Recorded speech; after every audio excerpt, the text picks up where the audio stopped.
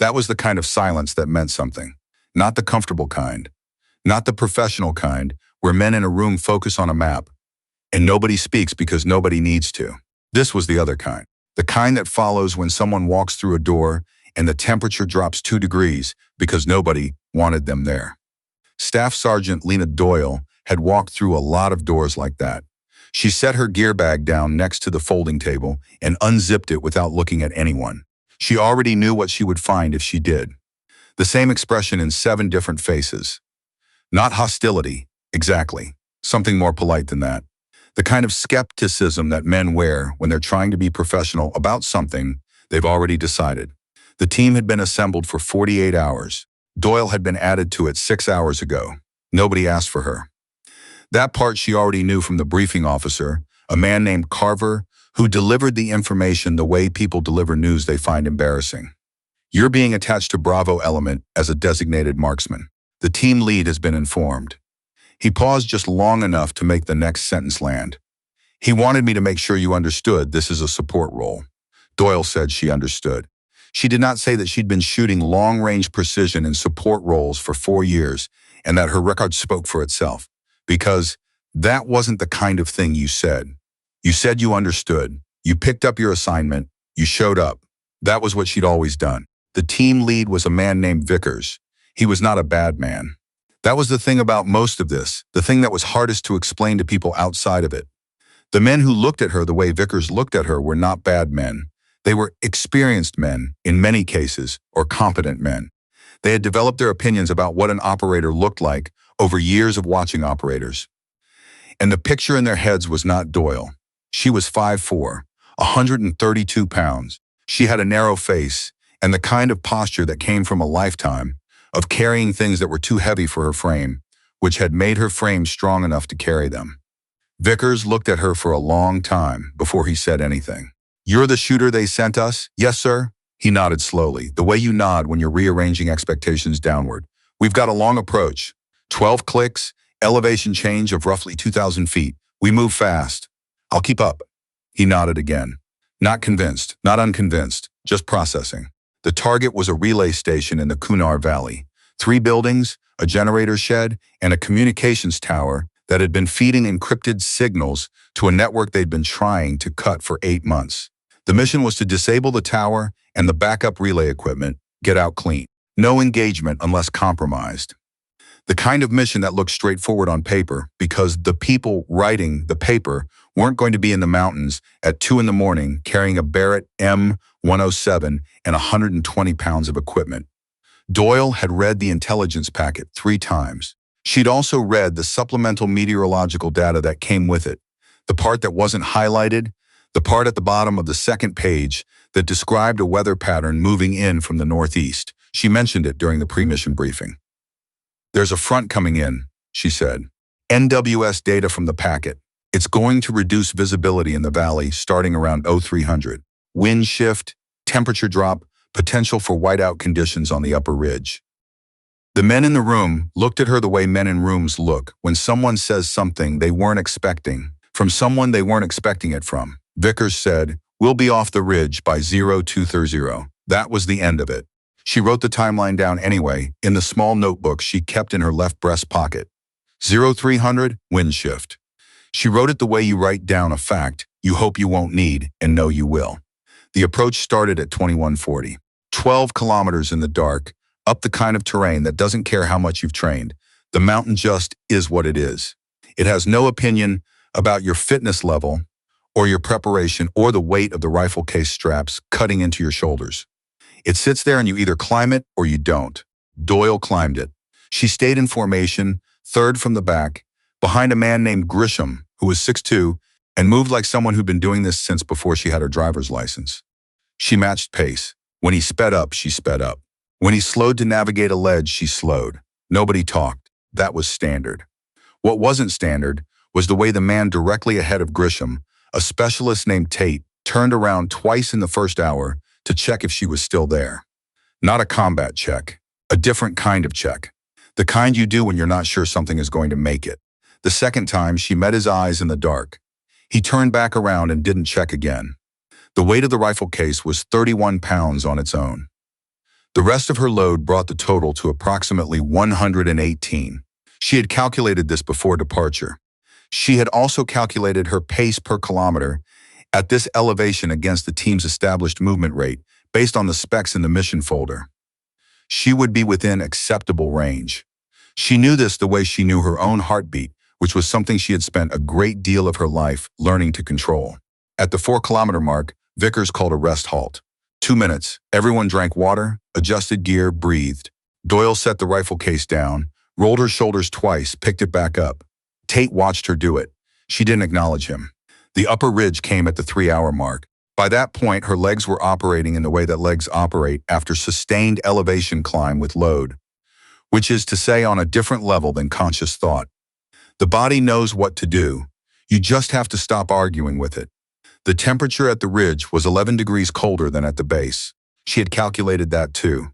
Vickers positioned her 200 meters east of the team's primary observation post, on a flat shelf of rock that gave her a clean sightline to the target compound below. The distance was 940 meters. She set up the Barrett, established the shooting solution, confirmed her range data, and settled in. Below, the 3 buildings sat quiet, a single light in the generator shed. 2 guards at the main gate, rotating in a pattern she'd already mapped from the satellite imagery. She keyed her radio. "Bravo actual, Doyle. I'm set. I've got eyes on both guard positions and the tower access door." Vickers's voice came back. "Copy. Stand by." She stood by. At Zoo 247, the team began their approach to the compound. At Zoo 251, Doyle felt the wind shift. It was not a dramatic thing. It was a small thing, the kind of thing you notice when you've spent enough hours behind a scope to understand that the air has moods. The temperature dropped 3 degrees in 40 seconds. The direction of the wind moved 14 degrees counterclockwise. She looked to the northeast. The cloud bank was already there, lower than it had been 20 minutes ago. Moving faster than the meteorological data had suggested, she keyed her radio. "Bravo actual, Doyle. Weather's moving faster than projected. I've got a front coming in from the northeast. You've got maybe 15 minutes before visibility on my position drops below operational threshold." A pause, then Vickers, "We're 6 minutes from the objective. Hold position." She held position. The team reached the compound fence at 0256. She tracked them through the scope, 4 figures moving low and fast along the perimeter. At the main gate, the 2 guards were mid-rotation, backs to the approach. Clean, everything was clean. She exhaled slowly. That was when the shooting started from inside the compound, not from the team. From inside, from the building on the north end that hadn't appeared in any of the satellite imagery because it had been completed in the past 11 days. The muzzle flash was unmistakable. Automatic fire, suppressed but not invisible, coming from a position that had the team completely exposed. She was already moving the scope. The shooter in the north building was positioned in a second-floor window, partially screened by a piece of corrugated metal that had been propped as a blind. At 940 meters in deteriorating light, the target window was the size of a thumbnail. She heard Vickers' voice on the radio, clipped and controlled. "Contact north. We are taking fire. Taking fire." Another voice, "Harmon's down." She breathed out, pressed the trigger. The corrugated blind ceased to be a factor. She worked the bolt, reacquired. The second shooter appeared in the east-facing window of the same building half a second later, reacting to the first shot. She gave him 3 seconds to settle into position, which was the amount of time it takes a man to believe he's found cover. Then she removed him from the equation. "2 down north building," she said into the radio. "You have a window. Move now." "Vickers. Moving." By 0303, the front had reached the ridge. The visibility didn't drop gradually. It dropped the way these things drop in mountain terrain all at once, like someone pulling a curtain. One moment she had a sight line. The next moment she had 30 feet of gray and the sound of wind that had no interest in her operational timeline. She packed the Barrett in the dark by feel. This was not something she had planned to need to do. It was something she had practiced anyway, because the difference between what you plan for and what you get is a gap you either prepare for or you don't. She was moving before the case was fully closed. Below, the situation had changed. The compound had more personnel than the intelligence had indicated. This was not unusual. Intelligence is a best estimate. The men who write intelligence packets are not standing in the compound counting heads. What the packet had not estimated was the second vehicle, parked behind the generator shed, and the 4 additional fighters who had dismounted from it sometime in the previous hour. Vickers had the team in a defensive position behind the eastern perimeter wall. Harmon was ambulatory, which was better than the alternative, but his right arm was not functional. They had completed the objective, the tower relay was destroyed, the backup equipment was destroyed, and now they had 400 meters of open ground between them and the extraction point, and no overwatch because the overwatch was currently moving blind through a whiteout on the upper ridge. Doyle heard all of this in pieces on the radio as she descended. She did the math while she moved. 400 meters of open ground, 6 personnel in the team, 1 compromised, 4 hostile fighters with an unknown vehicle. Extraction ETA 18 minutes, which Vickers had requested, but which the weather was going to have opinions about. She keyed her radio. Bravo actual, Doyle. What's your eastern egress? A pause. Then Vickers, eastern gate is exposed. We've got 2 shooters pinning us from the vehicle position. Where's the vehicle? Southeast corner of the compound. Behind the shed. She was at the 200-meter elevation mark by then, still in cloud. The world was white and wind and the sound of her own breathing. I'm going to need a landmark, she said. I'm coming in blind. A pause that meant Vickers was recalculating something. She knew the shape of that pause. She'd heard it before. It was the pause of a man revising his opinion in real time and not enjoying the process. There's a dry creek bed that runs east of the compound, he said, 50 meters off the fence line. If you can reach it, you'll have cover and a clear angle on the vehicle position. Copy, Doyle. Sir, the creek bed is 300 meters from your last known position. I know. She descended the last section of the ridge on instinct and memory, and the occasional flicker of terrain she'd mapped in her head on the way up. Left hand on rock when available, weight back on the downhill foot, the rifle case across her back because she needed both hands and there was no other option. She came out of the cloud at the 40-meter line. The compound was below her and to the left. She could see the muzzle flash from the vehicle position, 2 shooters behind the engine block of a Toyota Technical, keeping Vickers' team pinned against the eastern wall. Methodical. Patient. They weren't rushing. She found the creek bed. It was not a graceful process. She slid the last 6 feet on loose shale and caught the edge of the bank with her left hand and dropped the last 2 feet in a way that would leave bruises she wouldn't feel until morning. She was in position behind a 2-foot earthen bank with the Barrett half out of its case and the wind still coming from the northeast and the vehicle exactly where Vickers had said it would be. 260 meters. She keyed her radio. I'm in the creek bed. I have the vehicle in sight. Vickers, standing by. On my mark, she said. Move east. I'll clear the vehicle position. A pause. Doyle, that's a moving target from 260 in wind. I know what it is, sir. The pause again. Shorter this time. Ready when you are, he said. She settled the crosshairs on the engine block and then moved them. She had thought about this while descending. You don't neutralize a vehicle by shooting the engine. You neutralize the shooters using the vehicle. The man on the left was positioned with his torso exposed above the hood line, which was tactically poor but possibly unavoidable given his sightline requirements.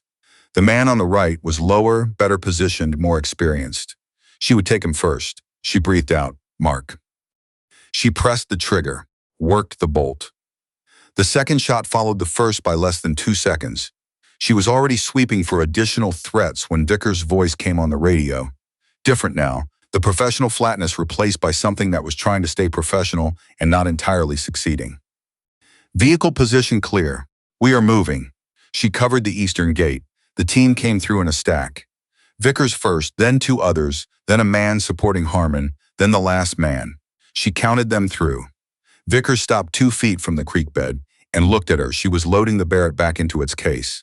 There was shale dust on her face and a cut on her left palm from the bank, and her right shoulder would not be comfortable for a week. She registered all of this distantly, the way you register facts that belong to a later time. Vickers looked at her for a long moment. He didn't say anything. She didn't need him to. The look said what it said, and she had learned over the years that these moments were the ones you let live exactly as they were. You didn't fill the space with words.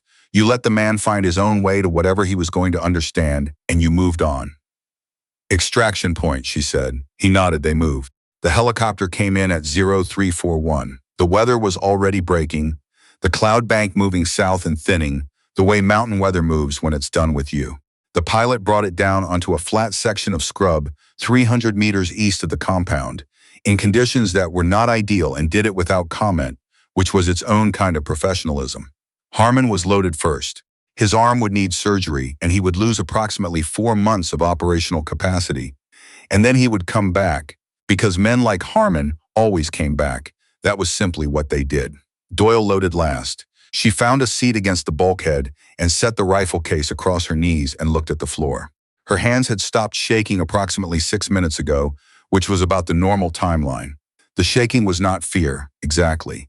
It was the body releasing the performance. Adrenaline metabolism, entirely chemical. She had learned to give it the 6 minutes it needed without trying to accelerate the process. Tate was sitting across from her. He'd been on point for the compound breach. He looked like a man who had run through a very complicated experience and was still sorting the pieces of it. He looked at her hands on the rifle case. Then he looked at her face. He didn't say anything for a long time.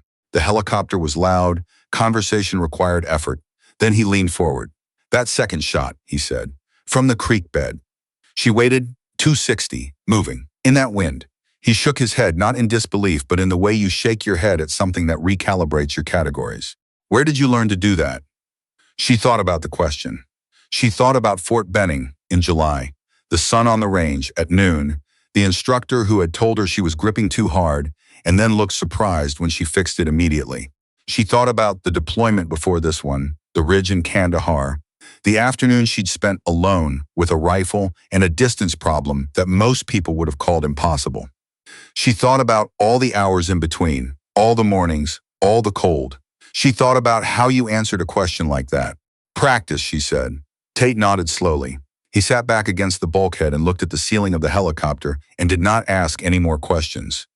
Across the cabin, Vickers was filling out his after-action notes on a small pad.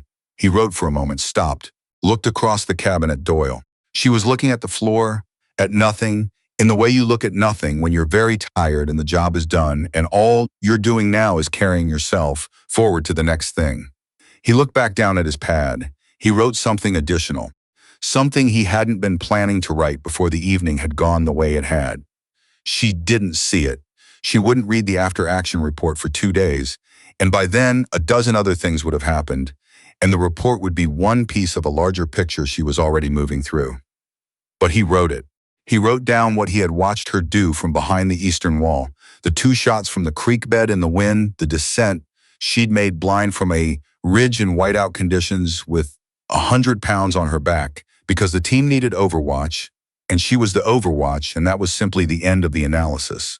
He wrote it accurately, the way Vickers wrote everything, because accuracy was the one thing he had never compromised on.